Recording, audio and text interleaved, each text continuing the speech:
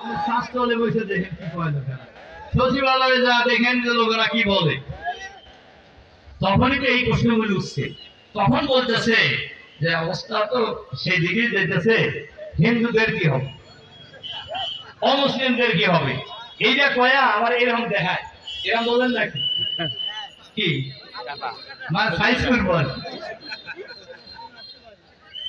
আমি এখানে যে সকল অমুসলিম ভাই এবং বোনেরা আছেন, অথবা আমার মাইকের শব্দ যত যায় সেই অঞ্চলে যারা আছেন, তাদেরকে বলি, ইসলাম যদি রাষ্ট্রীয়ভাবে প্রতিষ্ঠিত হয়, জামাত যদি রাষ্ট্রীয় ক্ষমতা চালানোর সুযোগ পায়, সবচেয়ে বেশি অধিকার পাবে অমুসলিমরা।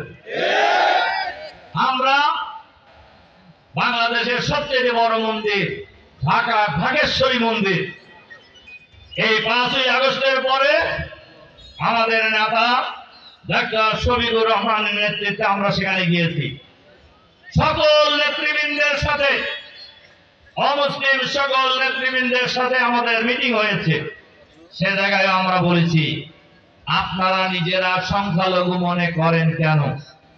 বাংলাদেশ জামাত ইসলামী অমুসলিমদেরকে সংখ্যালঘু মনে করে না। তারা মনের ভয়, তারা এদেশের নাগরিক, নাগরিক হিসাবে তাদের যে অধিকার, সেই অধিকার তারা সব পাবে। 2, তাদের সকল ধর্মীয় অধিকার তারা পাবে।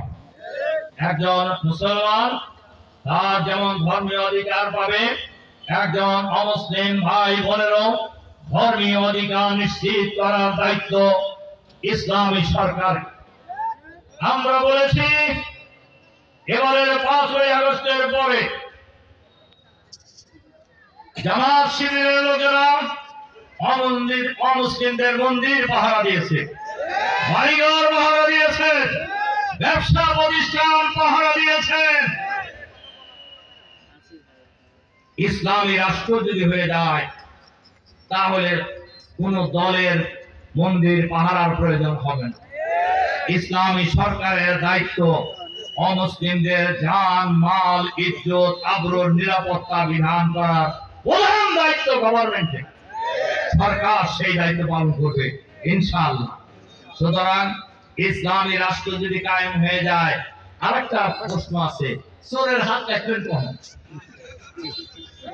আমরা বলি শেষটা চোরের হাত আমরা কাটবো, আমরা কাটবো হলো যারা হাজার হাজার লক্ষ লক্ষ কোটি টাকা বাংলাদেশ থেকে লুটপাট করে ব্যাংকগুলি ফোকলা করে